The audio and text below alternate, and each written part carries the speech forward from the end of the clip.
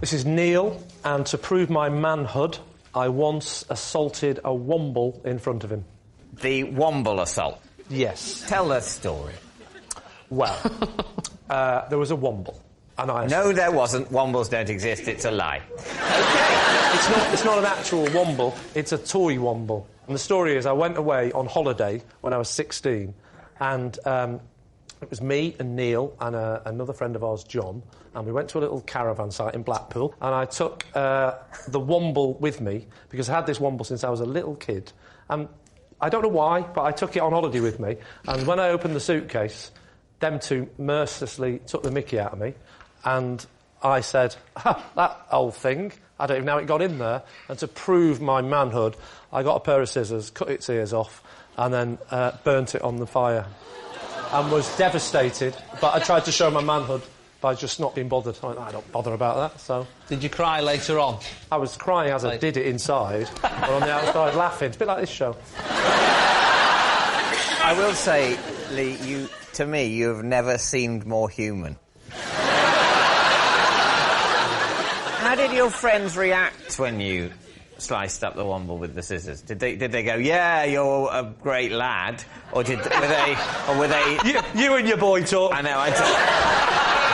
Yeah. It was a pretty rough comprehensive you went to, wasn't it? Yes, they all said you are a great lad. Together, as they chanted and rang their bells at the same time. You are a great lad, a great lad. They danced around me and put up the maypole. How did your friends react when they saw you? Did they sort of go, oh, yeah, that's great, ha, ha, ha, he's one of the lads still? Or did they go, oh, my God, he's a maniac? Right. They're really having a bit of fun going, it's your womble. They didn't expect him to go, no, it's not. Yes, you burnt it. I burnt his face against the fire in those. Sorry, I'd forgotten that bit. Priceless. I better burn its face so that I seem normal. We need an answer, David. Is Neil Warwick's park proposer, Paul's parrot walking neighbour, or Lee's womble witness?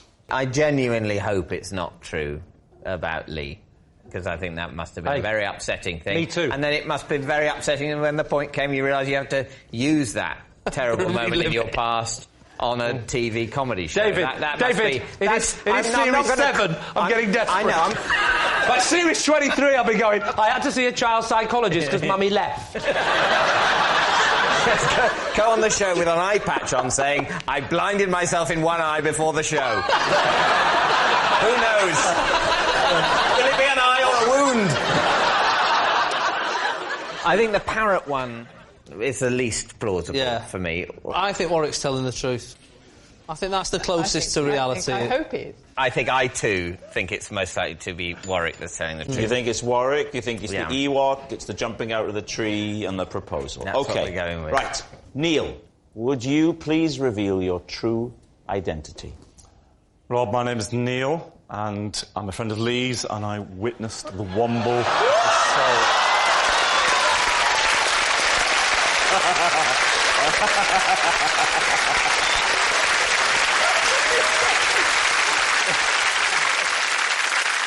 I think I feel 1,000 years older. Thank you very much, Neil. Thank you.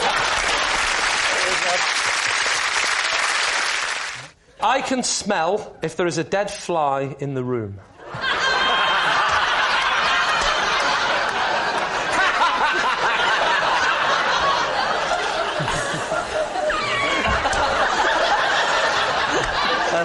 Can I just say, I know it sounds ridiculous, but I can smell a dead fly in the room. So, is what you're saying that if there isn't a dead fly in the room, you have no sense of smell? No, that's not what I'm saying. And you know damn well that's not what I'm saying, David.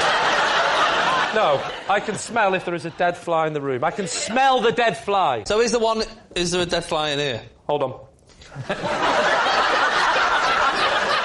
No, I can't smell a dead fly in this room, obviously. This is what we call a normal-sized room. Let's see. Okay, a room in my house. How do you prove this? Do you actually sniff it out? Can you actually, like a sniffer dog, you actually find the dead fly with your nose? Or you just go... No. I never in told you I could find them. You can't locate it, you just know it's somewhere within the walls. Well, not within the walls. I'm not talking about flies that might have been killed by a serial killer and then sort of plastered in. Yeah. I can't smell them. I can't smell them. No, definitely not. Right, OK. But you can't locate them, you just know there's somewhere in the room. I can smell if there's a dead fly in the room. So where's... How can you put it to the test? Because you might have been in a room in which there was a dead fly and you have not smelt it and said there is no dead fly in this room. And people have believed you, and yet lurking in the corner... It's a good question, Joan. It's a very good question. And I wish that I had a good answer. Just by the law of averages, there's been too many times when I've gone in a room and gone... There's a dead fly in this room, and quite often we will see the dead fly. What do you mean quite often? It has to be always. It has to be always. I can smell if there's a dead fly in the room, so I will go in and go, I think there's a dead fly in the room. That's just a polite way of talking, David. I don't go, there is a dead fly in the room! It's a fact every time! This room is a disgrace! I talk more softly than you, David. I have a softer... I don't show off about my talents. Okay. I walk in a room and I go, I think there's a dead fly in this room. In fact, no, I think you'll find there is definitely. There always is. What does the dead fly smell of? It's a smell that I wouldn't want to describe to a friend. Try. Imagine you're a wine connoisseur. Right. But it's the smell of a dead fly. I'm getting... Yeah, what are you getting? I'm getting a bit of wing. I'm getting another wing. And how many wings of flies? Was it 2 or 4? 4. Another wing. And no, wait. There's only 3 wings. I think I know how this fly died. You've not really described the smell there. You've described the body parts of a fly while making sniffing noises. Well, I can't. I'm a professional. You're an amateur. I'm trying to say it in layman's terms. Well, earlier on, I was. I came to see you in your dressing room to say hello, and I had a little look in the window, and only now I'm thinking there was a dead fly in there, and you never mentioned it. Before you came, and I went, smell of fly. But I found that smell was soon overpowered, Jason. David, time to make your mind up. Is he telling the truth? Is that whole fly-smelling thing real? Well, let us pay him the respect of pretending to consider it. You don't believe him when he says... I do not believe him. Well, I think lie. You think lie, you're saying lie. OK. Lee, were you telling the truth, or was that a lie?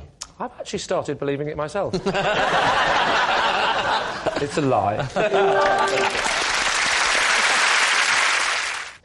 At school, I was given the nickname The Charmer because I was the only one who could console the school snake whenever it got agitated. David and T. So, what type of snake was the school snake? It was... do you know what? I genuinely can't remember what type of snake it was. I could describe it. Go on. Go on. Legless. It was about so big. What was it called? I think it was called Sammy. You remember its name but not its species? Well, I'm like that with women. Grass snake rings a bell, I think. Why did your school go for a snake as opposed to, like, a mouse or some such? Oh, it had a mouse as well, but it was in there with the snake. What was in the tank other than the snake? It was open plan. There was an area in the corner where he used to sleep. We used to call it the bedding area. What was there? What was there? What was there? Never mind what he used to do. It's like an ordinary bed, but it's just a lot longer. A lot longer and a lot thinner. very long and thin. Extremely hard to tuck in at night. They're all there. By the time you'd done one side and gone round the other side, this side had come up again. You'd be there forever. It was Very long, thin mattress. Bed. Very long, thin mattress. This wasn't one of those snakes that likes to sleep curled up. No. It likes to stretch out. All right out like that. Why did the snake need charming? Was it a particularly aggressive snake, or...? It used to do this little thing where it used to raise its head up and sort of shake its head like that, left to right. Like that. Yeah. And I said to the teacher, what's that? What's he doing that for? Oh, so you were taught in the same room as the snake? Well, no, we went to different lessons, but in one of the classrooms... This was during snake studies. Well, that's what the PE teacher called it.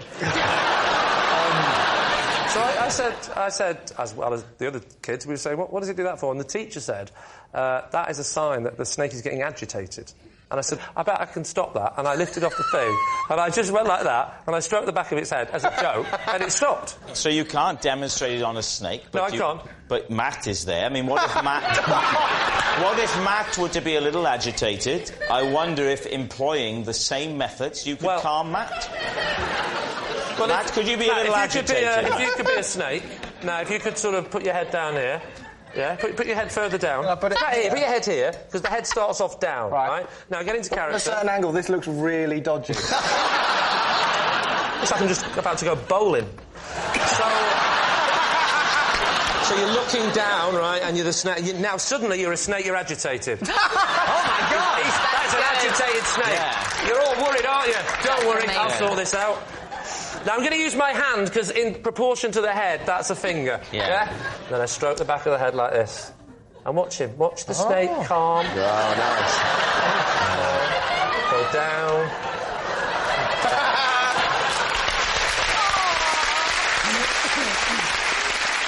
So what do you think, then, David? Lee claims that his teacher called him the Charmer. Yeah. And that's a nickname that stayed with him. I'd have got murdered at my school if my teacher would have said, You're the Charmer. That's it. There's so much of that I've got a problem with. That thing, I think there was a grass snake. It's not my nickname. Time for a decision right now. I think we think it's a lie. You think it's a lie? Lie. Lee, the snake charmer, were you telling the truth Mel's or were not you sure telling now. a lie?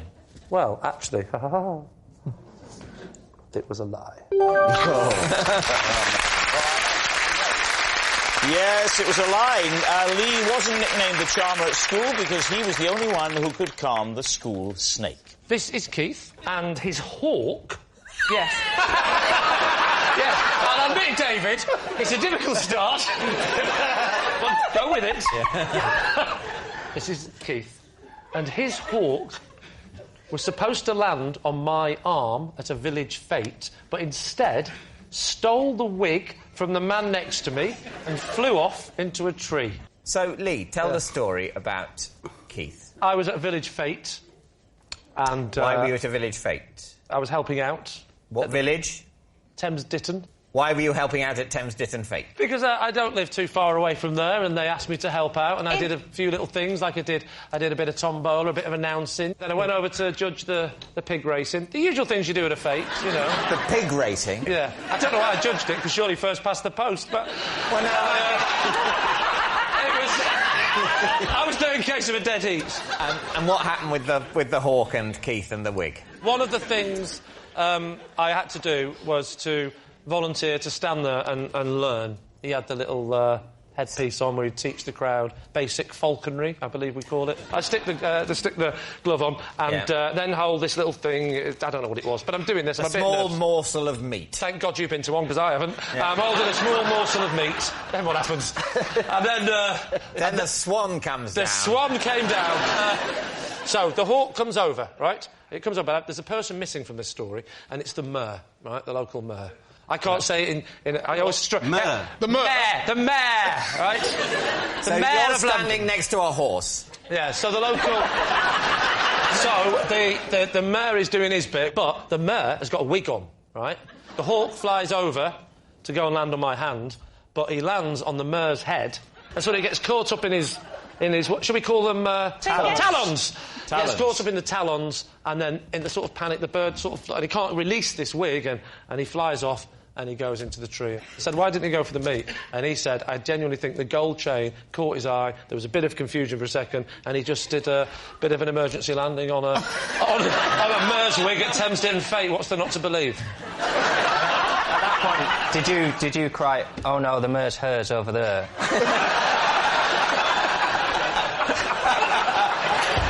All right, so David's team is Keith, Bob's classroom prankster, David's blanked buddy, or Lee's hawk handler. I was believing Bob until the fact that he was 18 and the hand lion.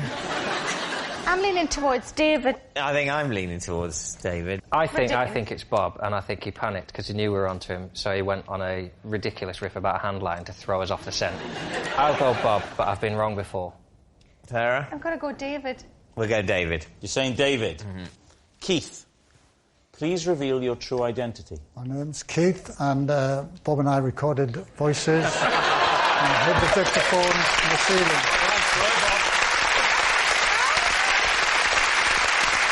Yes. Keith is Bob's classroom prankster. I would never have believed all that stuff about a handline was completely true. Thanks very much, Keith. Thank you. I have hidden in a cupboard to escape Anthea Turner. David. Where were you when this happened? In the cupboard. Where was the cupboard? In the room I was hiding from Anthea Where Turner. was the room? Just away from Anthea Turner. What was the occasion? And do not define the occasion or the geographical space in relation to Anthea Turner. What else was it? It was on a TV show that I was doing. Hide in the cupboard from Anthea. I remember seeing it on BBC Three. It was very good. I don't think Lee was ever on it, though. Oh, that's right, yeah. What was the show called? Pet Power. Pet Power. Pet Power. Yeah. It was about cats with show? capes. What were you doing on the show? What was your role on the show? My role on the show, I was the warm-up man, like a TV warm-up man. Pet Power was a show where the pets would come on and there would be interesting stories about pets, and some of them, this particular incident, was a butchie goes up into the rafters, and I'm upstairs in my dressing room, and I'm watching it on the monitor, and I hadn't been doing comedy very long, and I was running out of things to go back and say to warm the audience up. Yes. And I saw the budgie go up in the rafters, panicked, and there was a knock on the door, hid in the cupboard. And they actually came into the room, but I was hiding in the cupboard. And you mean the floor manager, if you will, turned to Anthea and said, Anthea, I need you to pop upstairs and get the warm-up I don't think it was Anthea that personally came to get me. Oh, I see. But how will I ever know? How will I ever know, Griff? They knocked on the door of your dressing room. Correct. Then what happened? As the door opened, I thought, oh, my God, they're going to come and get me and say, come on, get out of the cupboard and do some jokes, even though you've none left. And at that point, this is the bit you're not going to believe, I thought they're going to find me, and then I saw a lion, a witch... And I was able to escape into the forest, never to be seen again. No. I'll tell you what I'm interested to know. Yes. You didn't stay in the cupboard indefinitely. No, because that would have been ridiculous. You came out, and you must have chanced upon Anthea. I did. It wasn't really Anthea that went to look for him, it transpires, just the floor manager. It was a perfectly normal professional relationship. He's rather building up his intimacy with Anthea Turner. I don't think they've ever exchanged any words at all, even in the lie world where any of this happened, which is not the world we're living in at all. Narnia is more believable.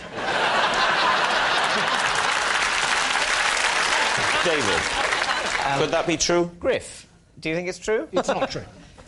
Jimmy? I think it could be true. I know Lee used to do TV warm-ups. I used to do TV warm-ups as well. That's how a lot of comics start. And I do think when you start out, you run out of material. You do. Do you think it's true? I think it You've could be talked true. yourself into thinking it's true. Yeah, I have, Well, yeah. I listened to you earlier in the show and it didn't work, so I'm going with Griff. It's a lie. You think it's a lie? OK, Lee, was it the truth, or were you telling a lie? Of course, it is absolutely true.